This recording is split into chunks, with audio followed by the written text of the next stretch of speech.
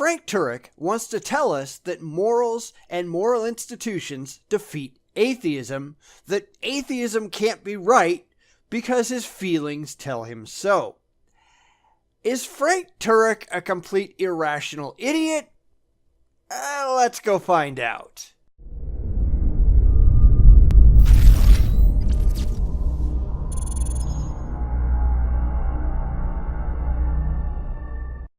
Alright, let's be honest. Frank Turek is a joke.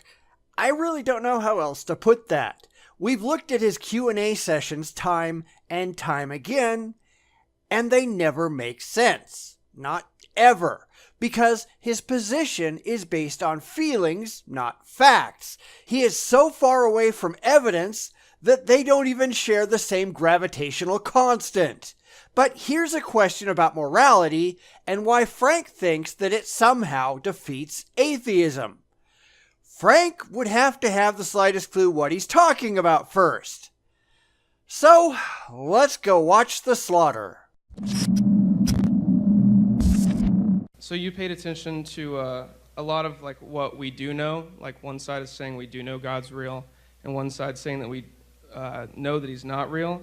And then you said things are just right and wrong. Everyone having just opinions would be bad. Mm-hmm. And you didn't really pay a lot of attention to agnostics.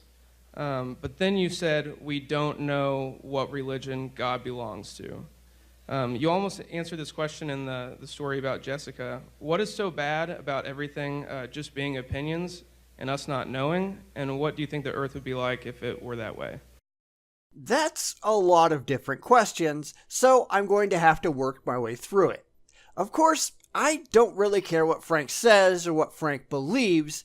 I care what Frank can prove, and we all know that Frank can't prove a damn thing.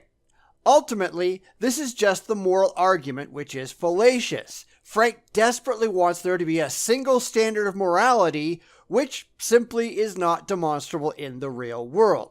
This is not uncommon. Frank is hardly alone in this. Lots and lots of people wish that there was a single overriding standard for moral belief and behavior that everyone was held accountable to and that no one could argue against. Unfortunately for them, there is no evidence whatsoever that this is real.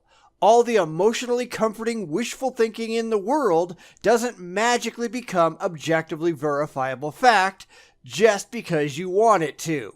And this guy brings up an interesting point in passing, something that I've pointed out before, that Frank and other apologists effectively ignore so-called agnostics, people who also don't believe in their gods, but they don't actively disbelieve either.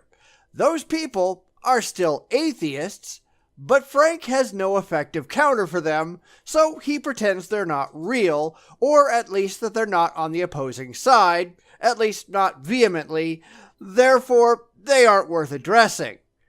But they still don't believe in his imaginary friend, which means you've still failed in the Grand Commission. But yeah, they're hard to handle, so they're not real. Okay, well, it's not the fact that if everyone just had an opinion, that would be good or bad. The point is that our deepest intuitions are that sexually abusing a child is wrong. Depends on the culture, because there are cultures out there where it's perfectly fine. Just ask the Muslims. Throughout many Muslim parts of Africa, for instance, child marriage represents the majority of marriages that exist, up to 76% in Niger and 68% in the Central African Republic.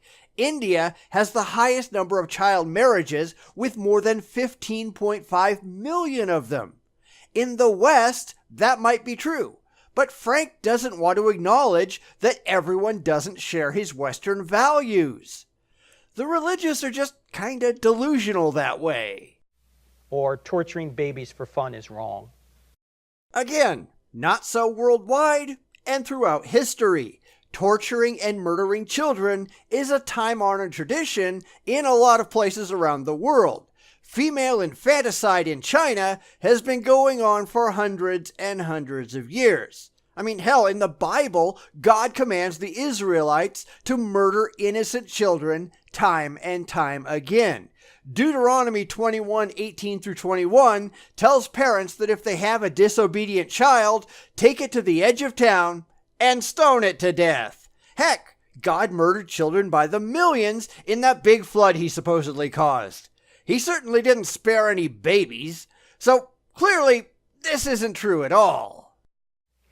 If that's really the case, if it's really objectively wrong, then there must be a source for that outside of ourselves.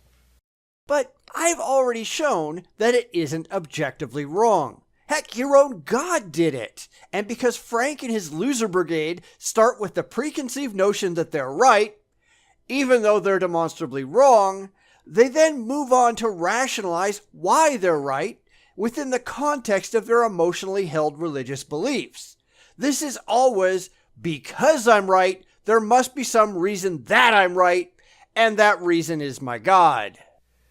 And in fact, there was a debate between William Lane Craig, the guy I just mentioned earlier, and a lady by the name of Louise Anthony, who was an atheist.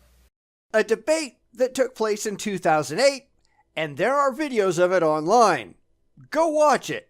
Tell me who you think won. It wasn't Craig.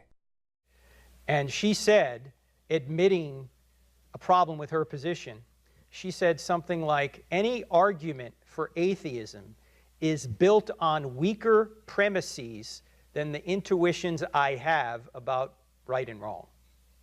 Now, I really don't feel like rewatching a 90-minute debate to pick out her exact quote, but even if that was accurate, so what?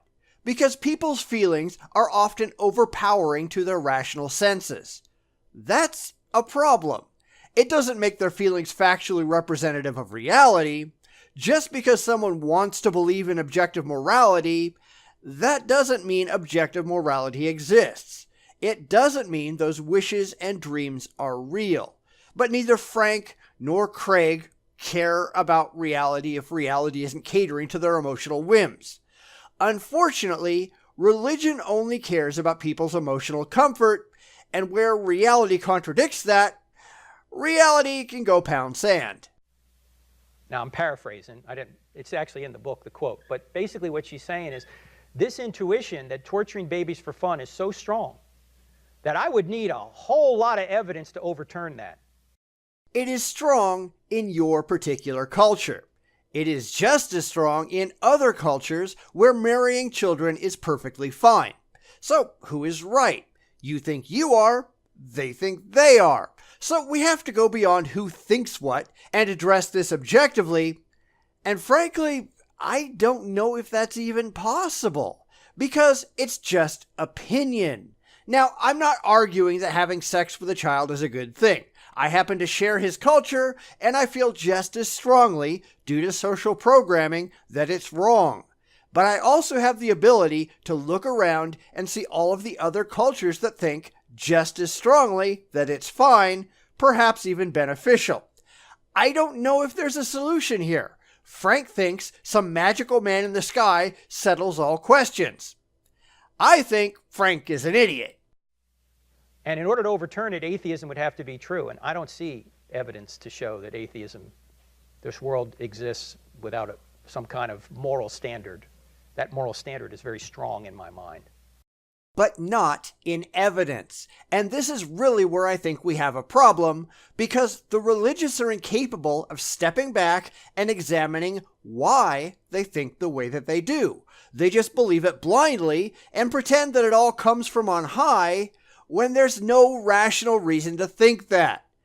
I really wish X is not an intellectual reason to think that X is really true. Yet that's all the religious have. It's all they can use because their beliefs fail miserably on an intellectual level. So they just jettison the intellectual and act on feelings and pretend nothing else matters. Yeah, it's that dumb, isn't it? Does that make sense? It does. All right, Okay. thank you. Thank you.